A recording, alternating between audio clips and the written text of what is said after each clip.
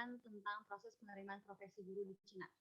Jadi untuk proses penerimaan profesi guru di Cina ini melalui 2 tahap. Yang pertama ada pre-service education dan in-service education. Pre-service education ini nih kayak awal-awal kita mau daftar jadi guru, jadi butuh proses seleksi. Sedangkan in-service education ini sudah menjadi guru dan kita mempertahankan itu gitu. Nah, untuk pre-service education ini yang pertama itu masa belajarnya itu 3-4 tahun. Dan pre-service education yang kedua itu dimulai pada tahun 1952. Jadi untuk pre-service education ini sudah dimulai dari tahun 1952, 1960, 1976 dan 1980. Adapun ilmu yang wajib dipelajari di pre-service education ini yaitu sastra, matematika, ilmu politik, pendidikan budaya dan ideologi. Nah, untuk pre-service education ini lembaga resmi yang ditunjuk sama pemerintah itu dibagi menjadi 2, yaitu institut atau universitas dan instansi pendidikan resmi lainnya. Dan untuk universitas itu terbagi juga menjadi 2, yaitu untuk instansi keguruan tinggi dan menengah. Dan untuk instansi keguruan tinggi itu dibagi lagi menjadi 4, yaitu ada universitas keguruan, institut keguruan, sekolah keguruan kejuruan, dan sekolah spesialis diploma keguruan. Dan untuk instansi menengah tadi itu dibagi menjadi 2, itu ada kursus keguruan umum dan kursus keguruan menengah. Universitas atau institut keguruan terbaik di Cina itu yang untuk berakreditasi A++ ini untuk khusus di keguruannya itu ada Universitas Beijing, Guangdong, Huanan, Nanjing, dan Huazhou.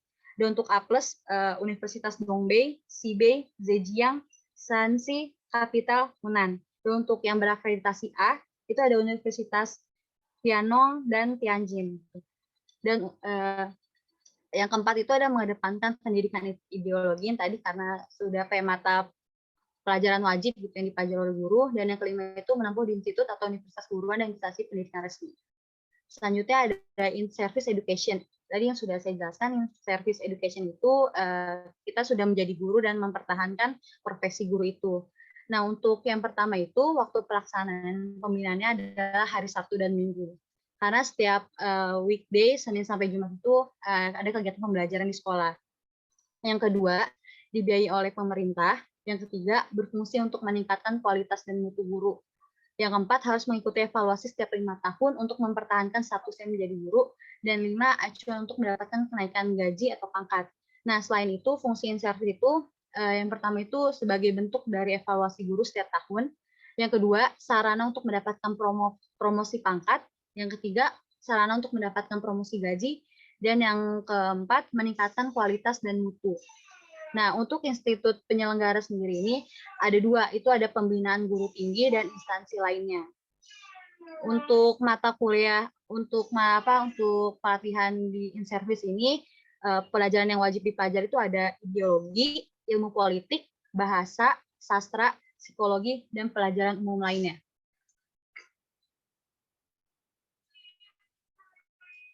Dan untuk kualifikasi untuk menjadi seorang guru yang pertama itu harus lulus dalam penilaian tertulis maupun interview. Yang kedua, mencapai target pelatihan selama 360 jam dalam 55 tahun. Dan ketiga, keadaan fisik dan psikologinya baik. Dan adapun tahapan perekrutan menjadi guru yang pertama itu dilakukan oleh pemerintahan Cina. Yang kedua itu lulusan dari sekolah keguruan. Yang ketiga dilakukan dalam 2 kali dalam setahun. Perekrutan guru ini dilakukan dalam 2 kali setahun. Itu tuh pada musim semi dan musim gugur. Dan untuk perekrutan guru ini dikenal dengan teacher's law. Dan yang keempat ini mengisi formulir identifikasi moral dan ideologi individual dan kualifikasi resmi guru Cina. Yang kelima, guru baru harus menjalani periode percobaan, kayak istilahnya kayak training kalau yang kita kenal. Yang keenam itu sekolah dan guru menandatangani kontrak perjanjian. Jadi sebelum sekolah dan guru, jadi sebelum guru ini menandatangani kontrak perjanjian, adapun persyaratan yang harus dibawa guru itu kayak harus membawa KTP asli dan fotokopinya, kan ijazah dan gelar jurusan dari keguruan, serta sertifikat kemampuan bahasa Mandarin. Selanjutnya akan dijelaskan oleh Ferry.